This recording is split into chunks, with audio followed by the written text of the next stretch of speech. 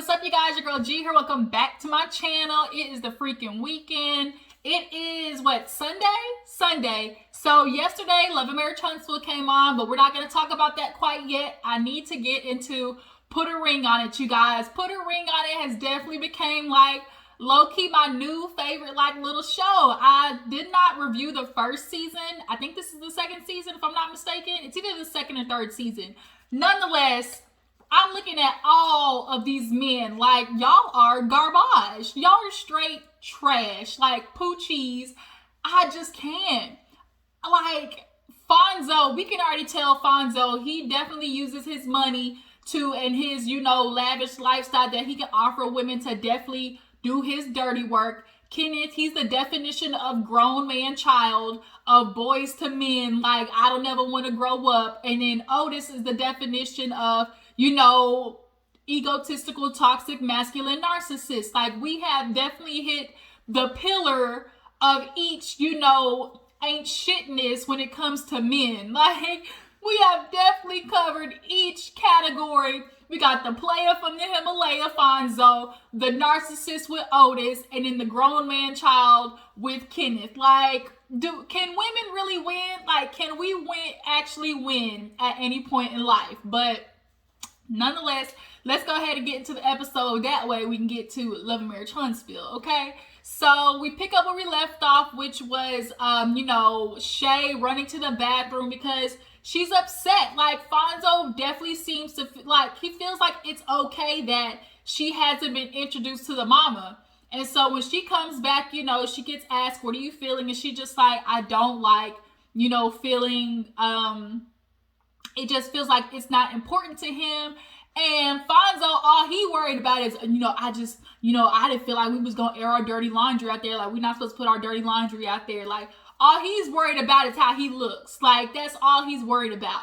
And so, when the lady asked, do you see, how this is making her feel? Like, what do you think you can do to fix it?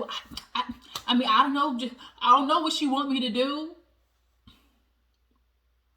Nigga, what do you mean you don't know? Like, he keeps playing like he doesn't know what the solution is. He keeps acting like he doesn't know what needs to be done. Introduce Shay to your mama, first step. But he don't want to introduce Shay to the mama because then he knows the next step is introducing Shay to the baby mama.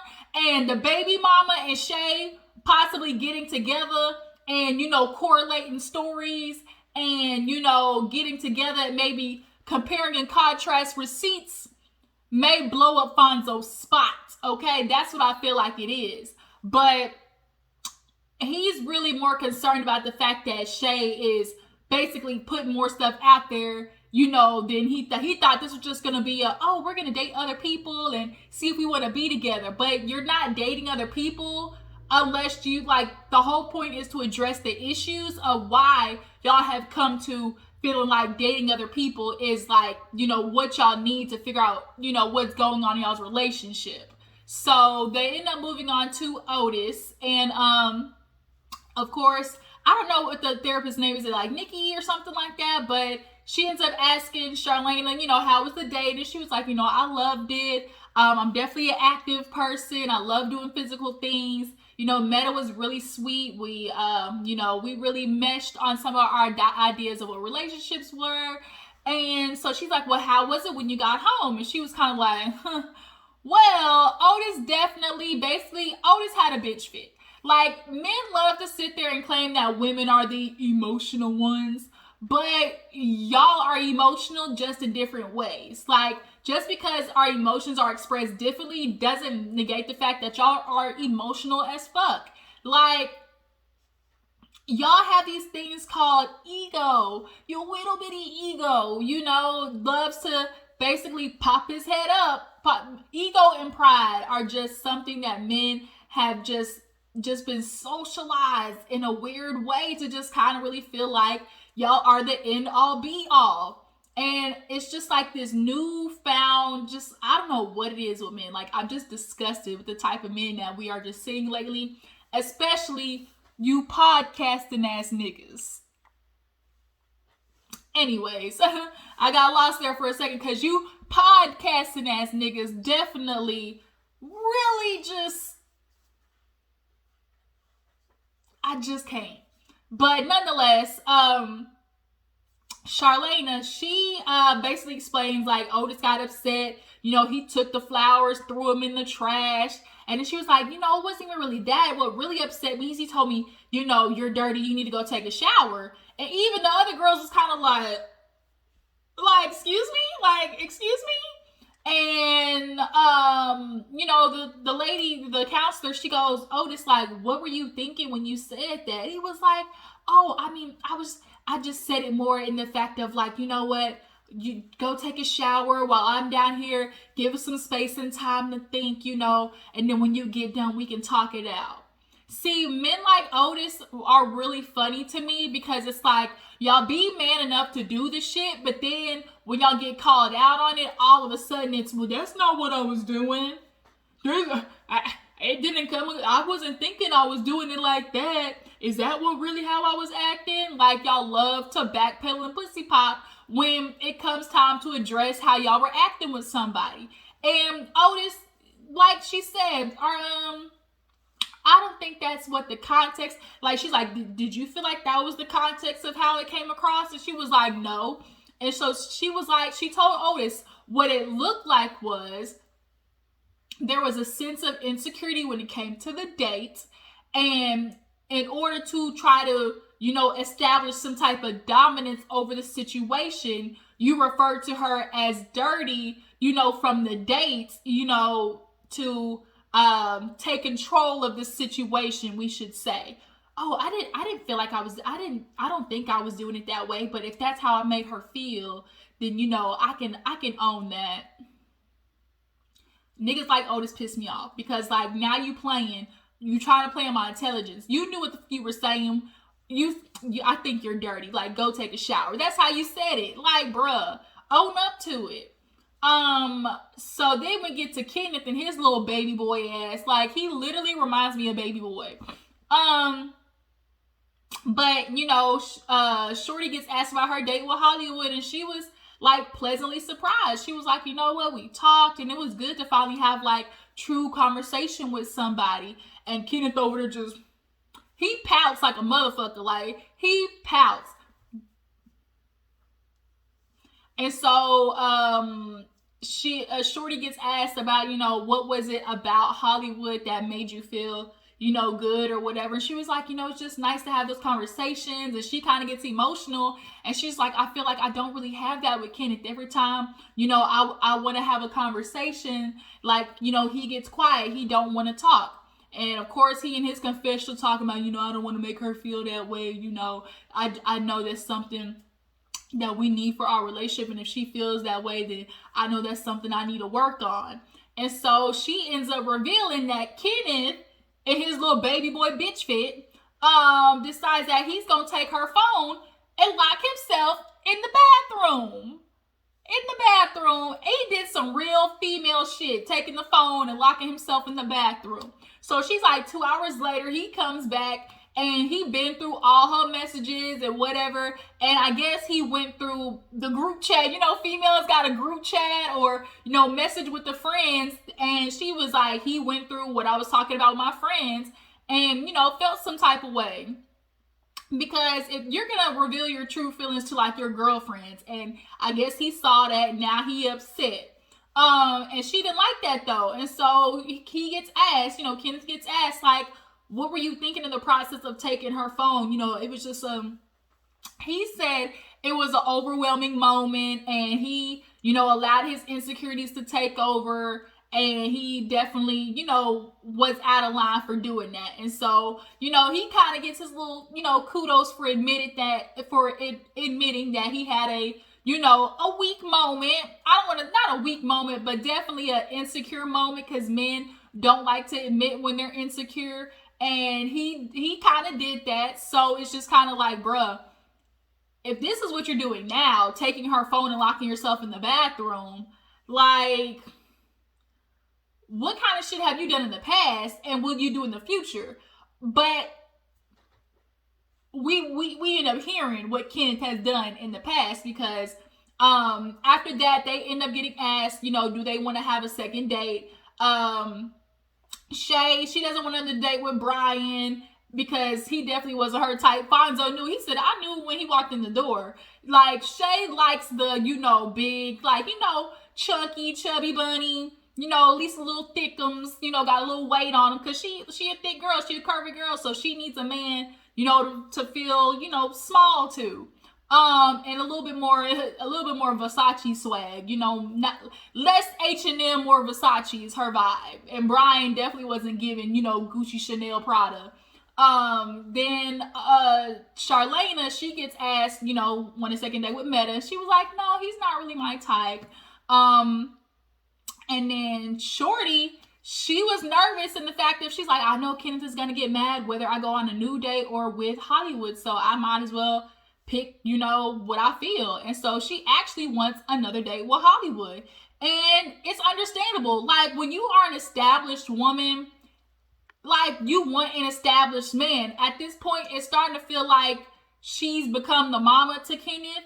And Kenneth has really been getting by with dropping dick and dropping jokes. Like, he's a funny dude.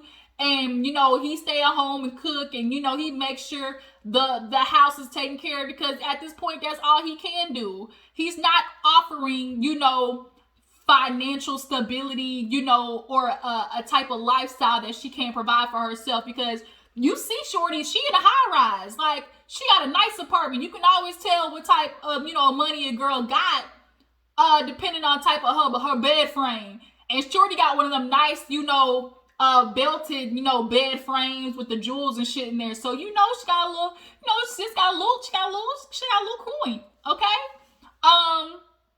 Charlene, she's feeling some type of way about Otis. It's the guy's turn to go on their date. And, Charlene, she gets asked how she feels. And she's just like, I am nervous because when I got back from my date, Otis basically threw in her face like, well, I got a date coming. And he gives real petty Betty boots. He definitely is the type to try to get back. And he definitely does. And we see later on in the episode. Shay, she's excited for Fonzo to go on the date because she's like, I want to see how he gonna act. So who ended up going on the first date? Otis, so he gets Sheree. Sheree was cute. She definitely wasn't one of those girls who you immediately felt like was just coming on TV like to get some shine. Like, I got a good vibe from Sheree. Or Cherie, however it's pronounced. So she gets to the door, real nice, had a cute little blouse on, it was cut, had a little peek through, it was a little, a little bit, but it wasn't like, in your face like Chantel on the date with Fonzo. But she walks in the house, she introduced herself to Charlena. It wasn't like, too much.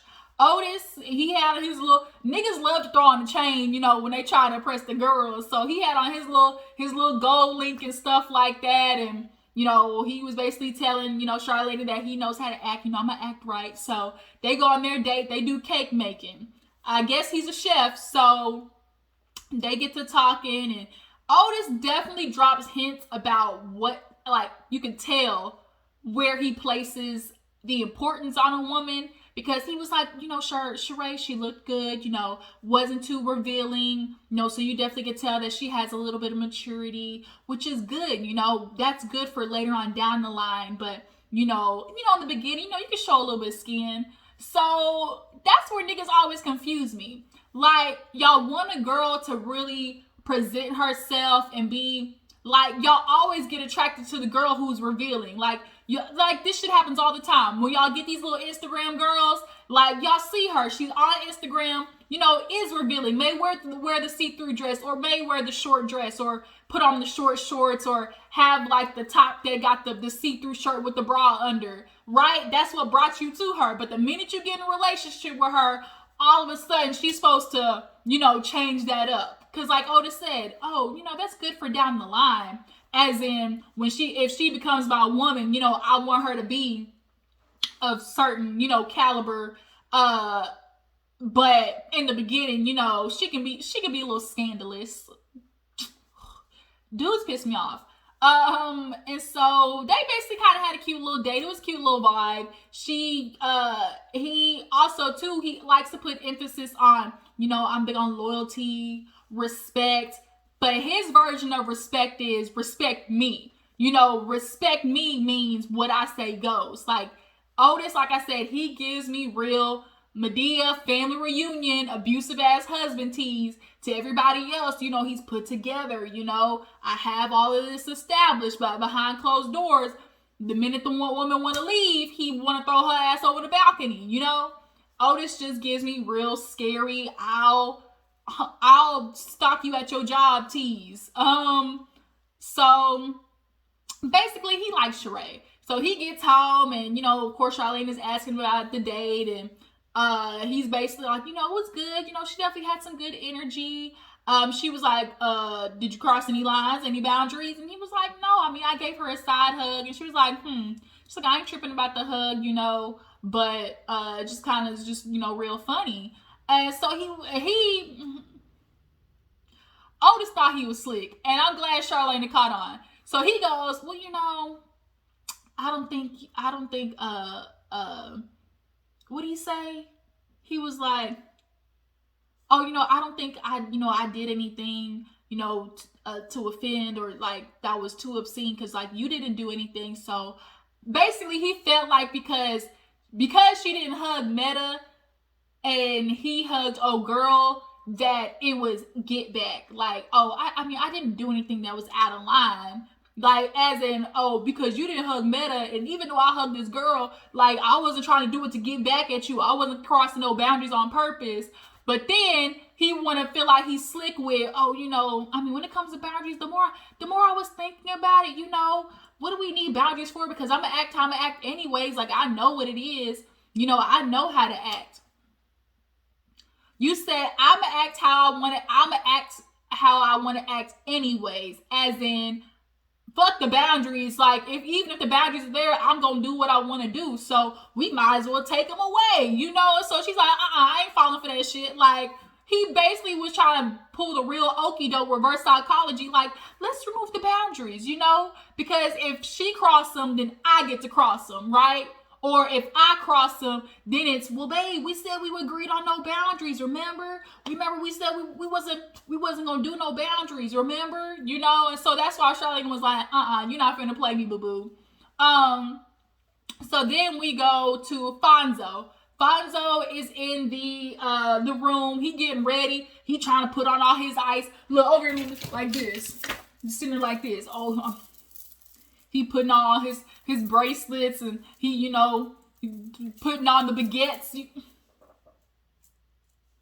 You know, like he was definitely trying to stunt, and Shay was like, take that shit off. So he got on his like nice little pimp silk top. It looked like a real pimp. And she's looking at him like, bruh, like we really need to talk, because I got home. Or, like, when I was there, you really didn't even try to ask me, like, was I okay? Didn't even try to figure out what, you know, you can do to fix how I was feeling. And he was like, I mean, I don't know what you want me to do. You know, he's like, we've been through this situation before. And he's like, it keeps coming up. Nigga, it's going to keep coming up until you handle the situation. Like, he's one of those dudes who feels like, I mean, if it's not a problem with me, what we keep discussing it for? You know? Or, you know, he tries to just keep pushing it off for as long as he can, instead of, you know, addressing it right then and there. And so she's like, I really have an issue with the fact that, like, why am I not talking to your mama? And he really felt like, well, what do you want me to do? Like, you can talk to her. She's like, that's your mom. Like, if you are the epicenter of everything when it comes to Shay, your mom, and the baby mama. Like, you are the one who sets the precedence when it comes to y'all's relationship. You're supposed to go to your mama and be like, look, you're going to respect Shay as my fiance, as the woman I'm getting ready to have a future with. But you have not done that yet. Like, you out of line, Fonzo. So she's upset. Chantel, you know, came in, you know, ready with the titties out. Ooh, I went a little low there. Sorry, I got a little show. She came, you know, with the titties on fleek, okay? And she, you know, knock on the door. And basically, Shay hit her with the, hello, motherfucker. Like, she peeked through the door, and she's like, oh, okay. She closed the door back, and Fonzo, he up on the stairs, you know, he ready to go on the date. and comes down, and Chantel comes in, and she tries to give Shay a handshake, and she looked at it, and she tried to give Fonzo a hug, but Fonzo knew not to push it, so he's like, let me give you a handshake. And so they're trying to leave. He like, you ready to go? And Shay looks at him, and she stops in front of the door.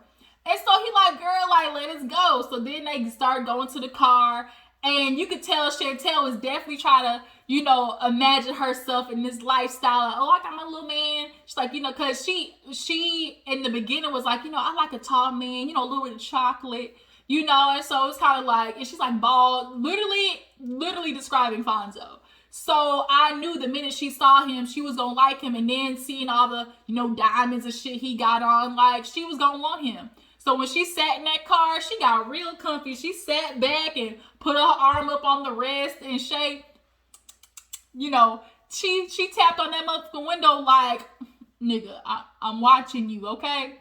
So they go on the date, and they clearly are vibing. So much so, Fonzo feel like, you know, it's good to see him. You know, I still got it. You know, she vibe with me. I can tell it's all up in the eyes. So they start talking about kids. He got a 20-year-old daughter. How old is Fonzo?